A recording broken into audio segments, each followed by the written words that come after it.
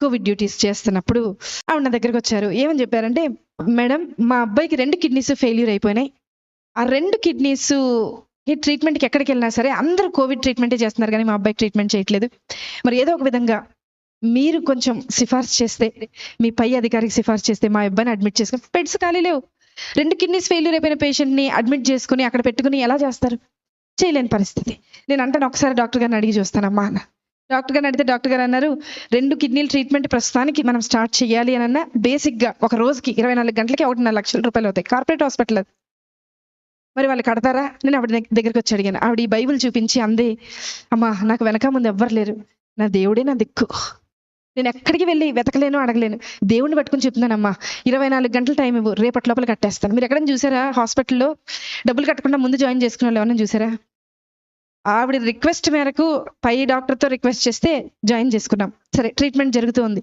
చూస్తూ ఉన్నా, మొదటి గంట చూసా ఆవిడ ఏం చేస్తుంది, ఎవరికైనా మెసేజ్లు పెడుతుందా, ఎవరికన్నా వాట్సాప్లో మెసేజ్ పెట్టి డబ్బులు ఏమన్నా డొనేషన్ లాగా గ్యాదర్ చేస్తేమో. మధ్యాహ్నం 11:30కు ఆ సమయంలో అడ్మిట్ చేశాం. 12:30 అవ్వింది. అందరినీ అడిగా, ఆవిడ ఉన్నారు కదా, ఆవిడ ఏం తిన్నారో ఒకసారి అడుగుతారంటే మా నర్సులు అందరూ అన్నారు, మేడం ఆవిడ మోకరించింది, ప్రార్థన చేస్తుంది, అసలు మేము వెళ్తున్నా పక్కకి తప్పుకోవట్లేదు మేడం, మేము అలాగే ట్రీట్మెంట్ చేసి వచ్చేస్తున్నాం అన్నారు. సరే, ఆవిడని డిస్టర్బ్ చేయద్దు. మధ్యాహ్నం 1:30 అయింది, చూశాను ప్రార్థన చేస్తుంది. సాయంత్రం 4:30 అయింది, చూశాను ప్రార్థన చేస్తుంది. రాత్రి 6:30 అయింది, చూశాను ప్రార్థన చేస్తుంది. రాత్రి 9:30 అయింది, చూశాను ప్రార్థన చేస్తుంది. రాత్రి 11:30 అయింది, అంటే ఆవిడ మోకరించి 12 గంటలు అవుతుంది, ప్రార్థన చేస్తుంది. 1:30 రాత్రి, 1:30 అర్ధరాత్రి ప్రార్థన.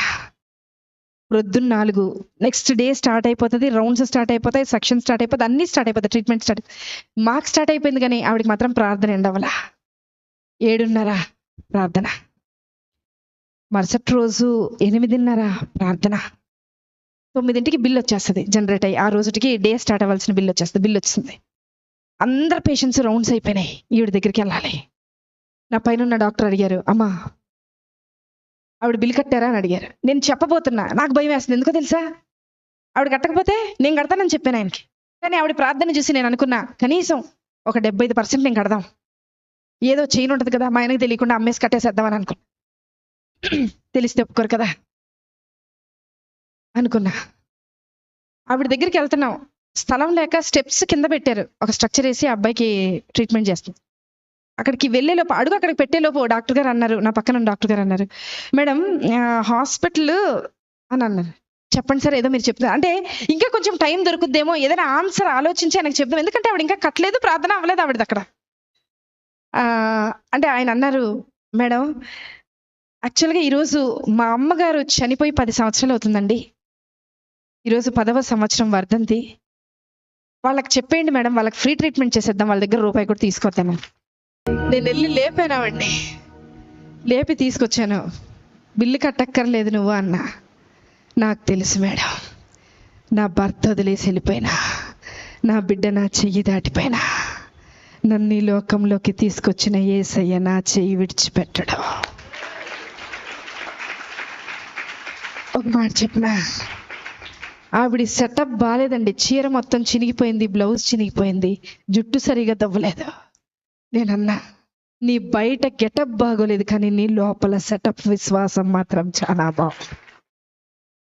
మాకు నన్ను కూడా కలుపుకున్నా, మీతో పాటు నన్ను కూడా కలుపుకున్నా, మాకు గెటప్పులు బాగున్నాయి, పనికి రాని గెటప్పులు ఇవి, కానీ లోపల సెటప్ లేదు. బయకి గెటప్ ఏ ఉపయోగం? ఎక్కడ ఎత్తుకుతున్నారు ఈరోజు? వద్దాం ఏసై దగ్గరికి, వద్దాం ఏసై దగ్గర ఎత్తుకుతాం, ఏసై దగ్గర వెతుకుతాం. ఆవిడలాగా 24 గంటల ప్రార్థన నేను ప్రారంభించమని చెప్పట్లా, ఆవిడలాగా 10 గంటలు చేయమని చెప్పట్లా.